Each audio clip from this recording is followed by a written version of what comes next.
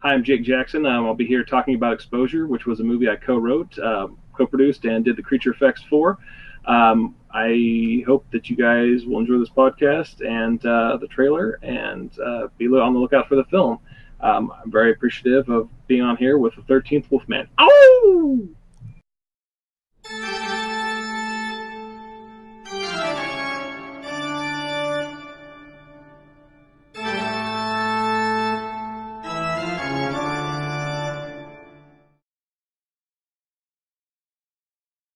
Hey, everybody, it's the 13th Wolfman here. And you know what? You know who I have with me today? I have Jake Jackson. That's right, the guy that did special effects for Exposure. Welcome to Sit Down, Jake. Hey, thanks. Really appreciate being on the show. Oh, yeah, man. I like the movie. As we were talking a little bit, I was saying, you were telling me that, there's a scene that you're hopefully going to have bladders for, and that was like out of the Howling. And I love that movie. I'm looking at your poster behind it, and I want that poster, dude. Yeah. Yes. That's the British version of the horror of Dracula. Yeah, that's the 1958 horror of Dracula, Christopher Lee, the Hammer film. Yeah, love it. Yeah, obviously. Do you like Hammer more than Universal, or do you prefer one or the other?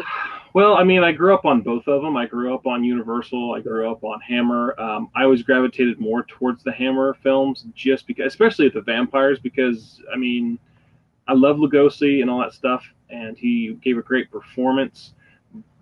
But let's face it, the original Dracula is kind of more like a stage play that was filmed. I actually prefer the Spanish Universal version that they shot simultaneously, just because it was more engaging and they shot it a little bit better. But I always liked the Hammer films. I always gravitated towards Peter Cushing, Christopher Lee, and it wasn't just the Dracula films. I mean, I love I love The Mummy, I love Curse of Frankenstein, the whole Frankenstein series, the whole Karnstein series with vampire lovers and Lust for a Vampire and Twins of Evil and stuff like that. So I definitely would have to say that, though, I mean, who can't be influenced by the Universal monsters? I have to say that the Hammer vampires and the Hammer monsters probably were more influential on me, because they had a lot more sex appeal to me. As well as also they're just scarier. I mean, even as a kid, I mean, by today's standards, are like, oh yeah, it's not that scary. But I mean, you can't deny when Christopher Lee got on there and had his bloodshot eyes and the teeth, that it's still kind of really intense. And Lugosi never got that intense. I mean, he was just real methodical and almost balletic, kind of like a ballet in the way he performed Dracula. Yeah, no, you're 100% mark on. I agree with you, everything there. With Lugosi, he's definitely more of a stage actor, bringing it out into a film. But I'm with you, man. Christopher Lee was probably was the creepiest version of Dracula ever. Mm-hmm. In the horror of Dracula, he says 11 words in the entire film. I think that was actually you're right. And then in Prince of Darkness, the second one, he doesn't talk at all. The third never one says a word. Yeah, Prince of Darkness. Yeah, you're right, because doesn't show up yet. That's correct. I stand corrected now that you mentioned it. I was like, yes. Well, it's actually the fourth one, because I do believe Kiss of the Vampire, which was technically the third of the Hammer series, came before Prince of Darkness. Oh, you're right. So it's actually the fourth of the vampire. There's 9 films. There's 9 Dracula films that he's in, and there's 9 Dracula films, and 8 of them he's in. And then you got the really weird 10th one that was like some weird guy with a bunch of that kung fu Dracula. Oh yeah, the Legend of the Seven Golden Vampires. That's the one. I just can never remember the title of that one. Yeah, that was actually Hammer. Hammer actually did got a contract with the company that did Bruce Lee's films, and they did two films. They did Shatter, and then they did Legend of the Seven Gold Vampires. I believe there's supposed to be a third one, but it never got produced. But I actually enjoy that film, but it is kind of, it's just weird. It's almost like when I watched it, and I watched it, when I was in my teenage years, but when I watched it, I saw last week. Yeah, sure.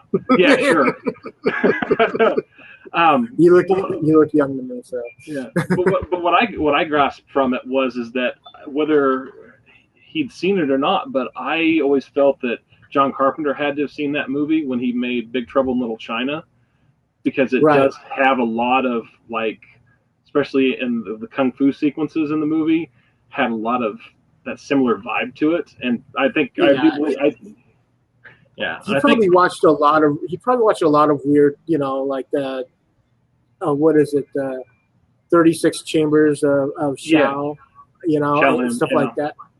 I mean, he probably watched a lot of stuff like that. I mean, anything with Sonny Shiba back in the '70s was pretty Mm-hmm. wild. Well, I know that I know that Carpenter had said that he was a big fan of the Hammer film, so he had to have seen it. But I think what got me, Yeah. and the reason I like to compare, why I compare it to the two, is that it was the first time that a British Chinese production head collaborated. So you got this kind of very British sensibility, but you also got this Asian sensibility in it, which is what Carpenter kind of brought together again when he did Big Trouble in Little China. Is brought this Western, basically a Western Eastern. Yeah, it's an Eastern, it's a Western. Yep. So. Yeah, you mentioned three of my favorite vampire films, and I mean, Vampire Lovers, Lust of the Vampire, and Twins of Evil. I mean, it just you were right though. They just brought a total different idea of how sexy a vampire could be. Mm-hmm. Especially Ingrid Pitt and the twins. Oh yeah, yeah. Ingrid Pitt. I mean, when I think of, in fact, give you a little insight, and what I'm doing now is I'm actually writing and directing and producing my own short film as kind of a means of working my way into doing another. But it's there's a few influences from Hammer films, and one of them was that I named one of the characters Ingrid after Ingrid Pitt, because I always thought that she kind of embodied to me the quintessential female vampire. I mean, obviously more came after her, but she was kind of like, in my opinion, the one that sticks with me as the first one who was like just as strong as a Dracula character. And you also had her in Countess Dracula, which was another good turn, even though it was kind of more of a semi-autobiographical version of the Countess of Blood. So, Elizabeth Bathory. Yeah, Elizabeth Bathory. Yep. Yeah, it's funny. It's like when you look at Cassandra Peterson as Elvira, Mistress of the Dark, you can't. Mm-hmm. I mean, if you're a fan of Ingrid Pitt, you can't help but go, I see where she got some of the styling from. Oh yeah. I mean, it's when you look at Elvira and what Cassandra Peterson did with that character, she took so many different elements of obviously things that she liked. The sexiness of an Ingrid Pitt, and also Vampira, who had come before her too, and had a few elements of that in there. But yeah, I always it's kind of interesting, but Sandra Peterson actually was born and raised in my neck of the woods, so we always kind of, as a monster nerd, I always kind of claim her as like she grew up not more than 30 minutes away from where I live now. So, but yeah, I mean it's hard to do any sort of classic horror film with not any sort of classic horror or monster and not take away from either the Hammer films or the Universal films. It's impossible. I mean, they're so influential. Even Fright Night, which is the film that really got me into wanting to make movies years ago. I mean, Jerry Dandridge, I would put him up against any, Chris Sarandon, who I think is his birthday today, but putting him up against any sort of, or any other portrayal of Dracula is one of the top. I mean, He just was creepy as hell. He was scary, and he was also had a great sex appeal. I mean, you kind of didn't want Jerry to die at the end. So let's talk. I mean, we're talking, but let's talk a little bit about your movie. Exposure. I mean, I watched it. I liked it. I do, as I said before, I wish there was a little bit more development on the monster. We talked about that, but overall, the movie's good. It's got its beat. It's got its flow.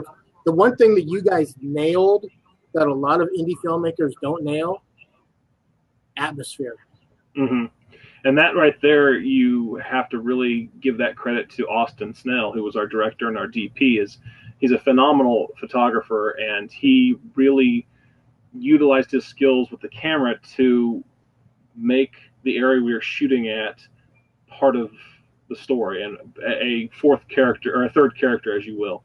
And it just kind of happened by happenstance when we got up there. It was early fall, and as you see in the film, there's like trees got leaves and they're all yellow, and it's kind of picturesque and kind of serene.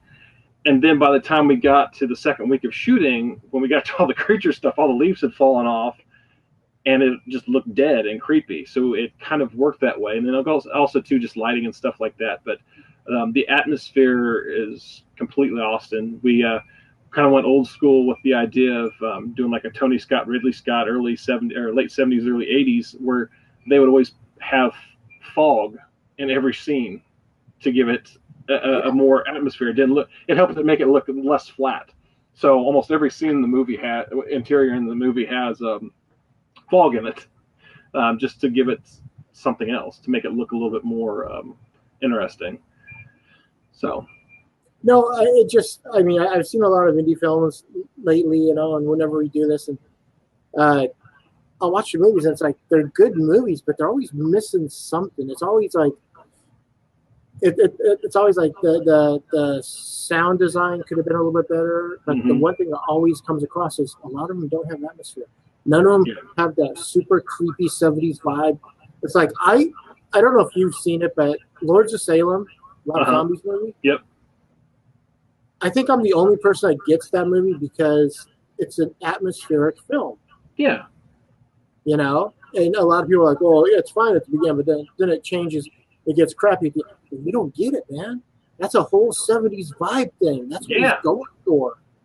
I mean, almost all of Zombies films are definitely firmly rooted in the 70s and that kind of grindhousey kind of, But even then, you look at the films from the 70s, and they, as opposed to nowadays, I mean, their DPs were people who wanted to be the best DP they could, even if they were working on a low budget film. And that was one benefit we had is that Austin, being the DP, was like, I don't want this to look like we grabbed a camera and went and shot it in 5 minutes. We wanted this to look atmospheric. And, granted, as I mentioned before, I mean, our time constraints, we shot for 10 days, and then we just pick up some shots. Yeah, I mean, some of the things we were talking about, were just cost-cutting prohibitive, things that we had to, do in order to get the movie done. Because at the end of the day, it's like we got to finish the film. But yeah, as I'd mentioned before, there was some stuff that we had in there with the creature when he was transitioning to the final form, where we actually were going to do bladder. I was going to do some bladder stuff underneath prosthetics, so you can have the the bubbles, which we did do one bladder effect in the film during the sex scene in the movie. There's actually a bladder on his hand that you see pulsating, and there's just going to be a lot more of that. But again, we ran out. Yeah, I mean, obviously those kind of practical effects, you mentioned the howling, but Dick Smith also pioneered a lot of that too. Him and Rick Baker, because Rick Baker actually designed the bladder effects, and the reason that he changed everything for when he did American Werewolf was, story is that Joe Dante hired him to do the howling. So he had all these ideas that he'd been thinking about for years, because John Landis had said, okay, we're going to make American Werewolf someday, and he just figured that's never going to happen. So he started developing all that for the howling. Well, then John Landis called and said, hey, I'm doing American Werewolf. And so he's like, well, crap, I can't do that. So he kind of had to redesign everything.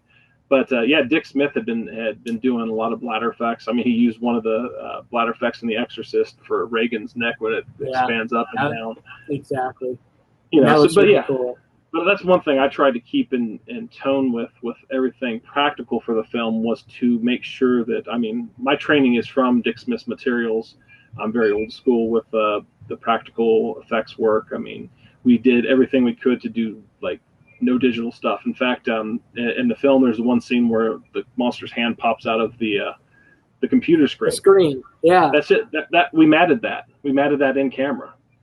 Like See, I didn't even think that. I go, oh, I know what they do. They just put the screen there, and there's a guy standing behind over here, and just did that.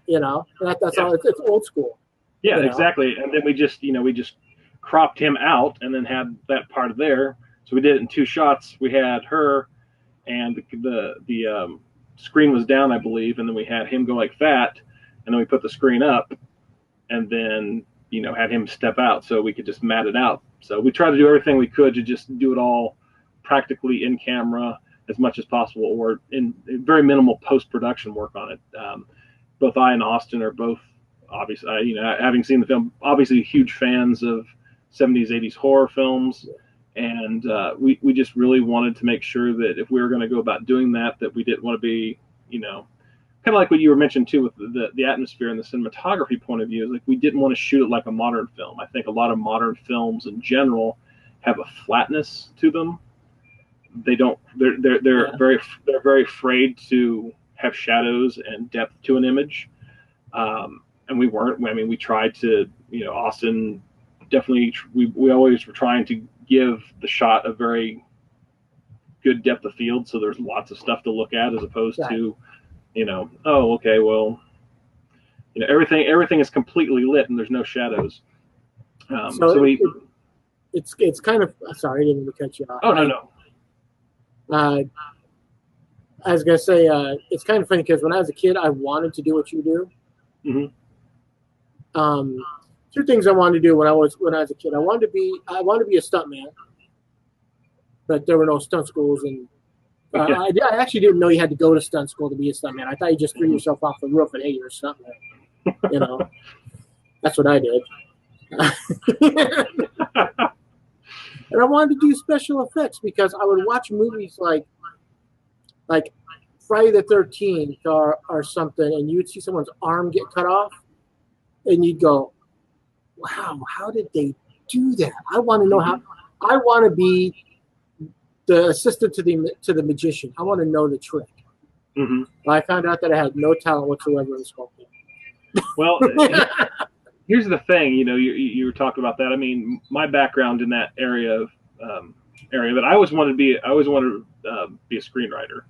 I started writing when I was 12, and I mean, I was a lifelong horror fan. I mean, I was 3 when Gremlins came out, and I distinctly remember, having all the Gremlins merchandise. In fact, I still, somewhere around here, still have the original 1983 Gremlins action figures that they, are selling. But I always loved that stuff. And as I went along, I just wanted to write screenplays, wanted to write short stories. And then what happened was, as I started realizing that, hey, instead of writing this stuff, why don't I start making it?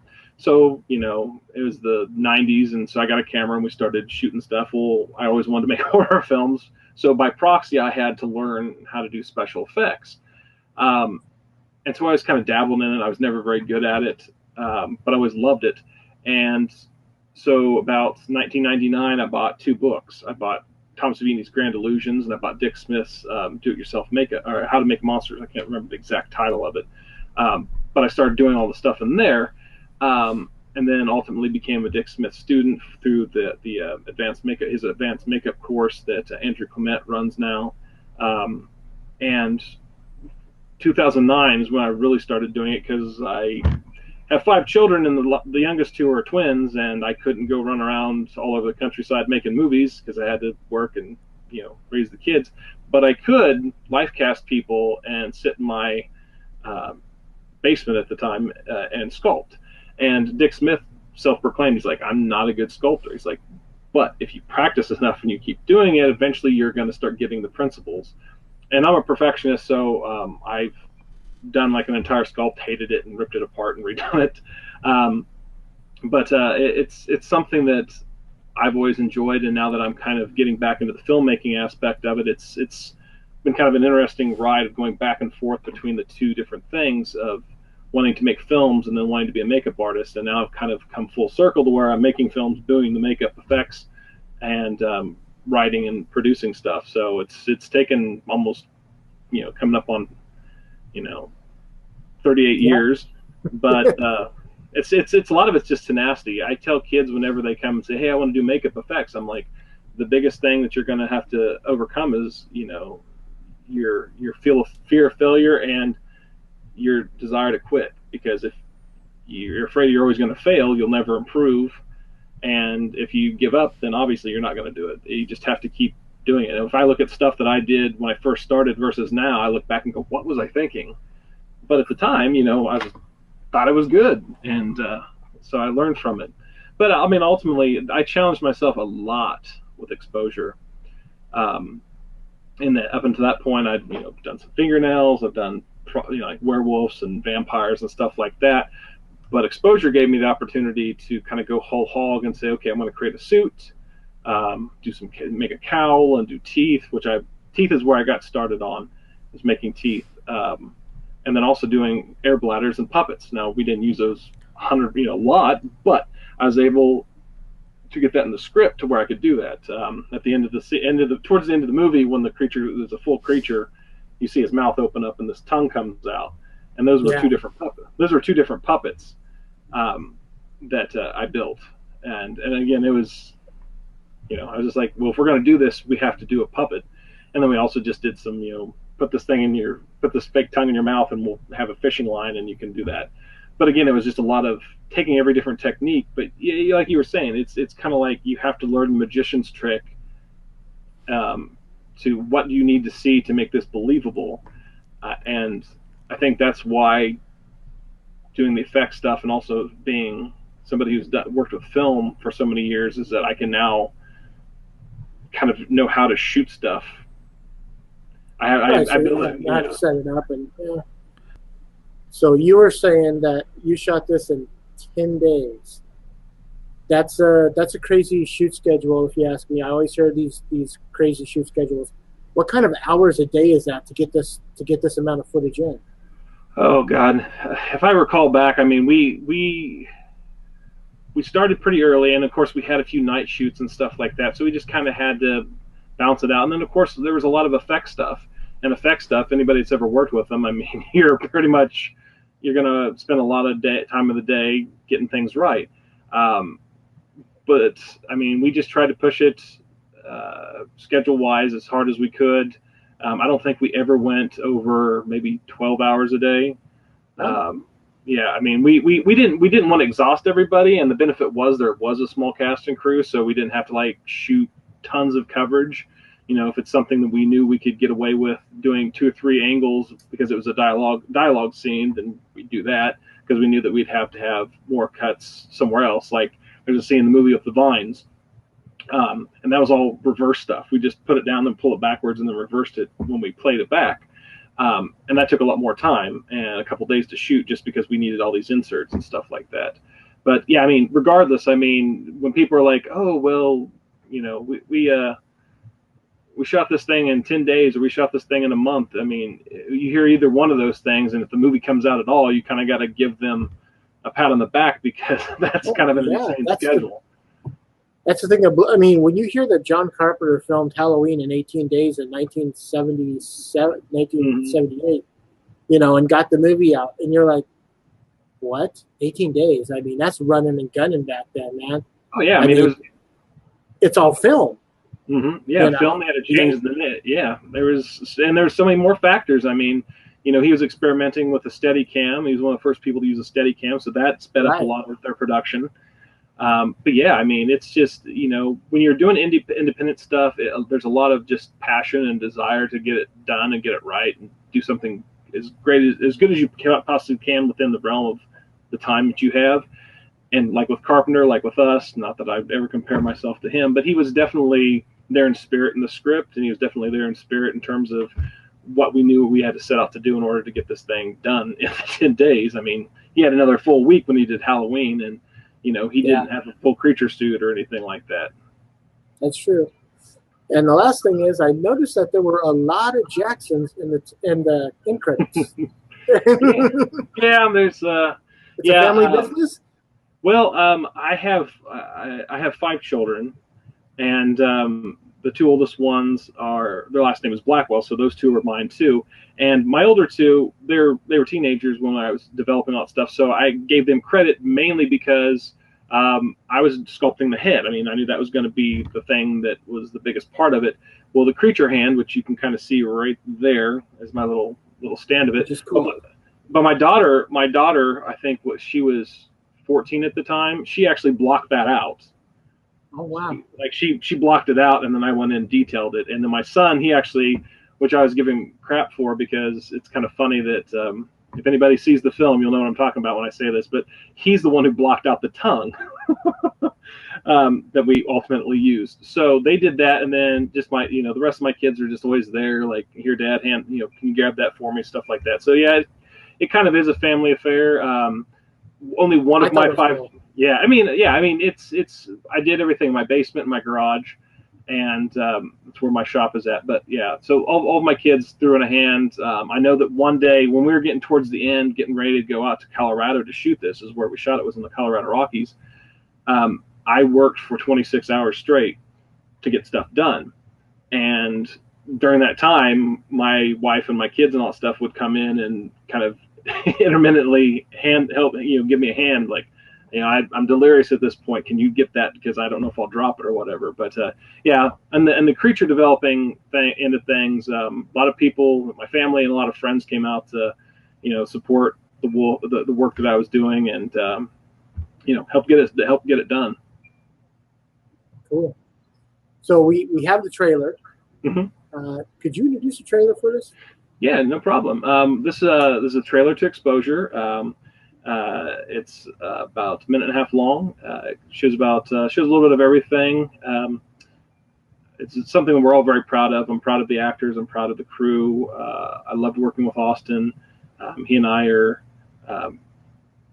work really well together, and we kind of argue every once in a while like brothers, but we get the job done. Carmen and I have become really good friends, and she's collaborating with her on another couple projects. So, hope you guys enjoy it, and hope you guys get to see it. We're doing the festivals and convention rounds right now, so be on the lookout for it.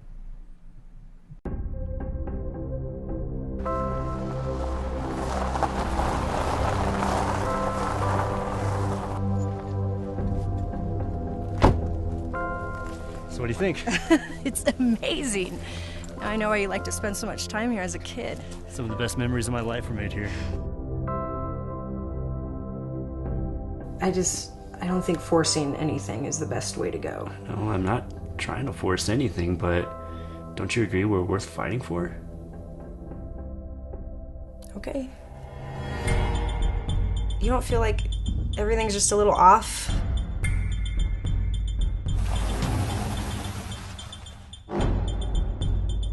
What's this place?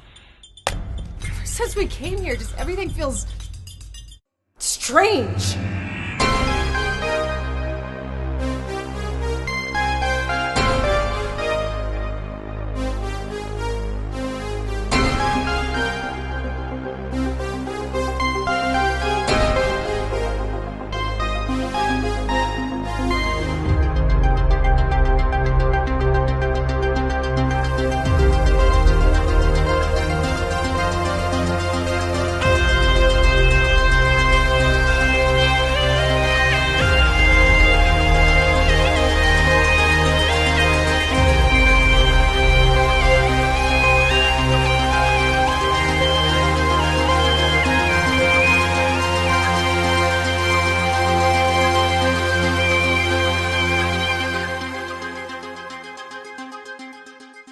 Well, Jake, that was a trailer. I want to thank you for coming on. We're going to get ready to do the live show.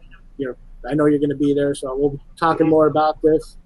If people want to follow you, where can they find you on the net, man?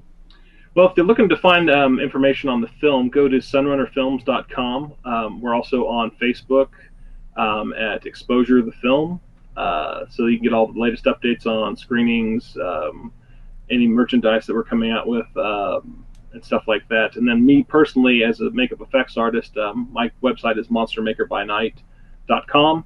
And I also have a lot of my exposure stuff, a lot of behind-the-scenes stuff on both that and Sunrunner. And I'm also producing another film here this fall, so there's going to be some more cool stuff coming up there on that. And like we'd mentioned before, vampires. So cool. So for Jake Jackson, of course, I'm the 13th Wolfman, and I'm on the prowl.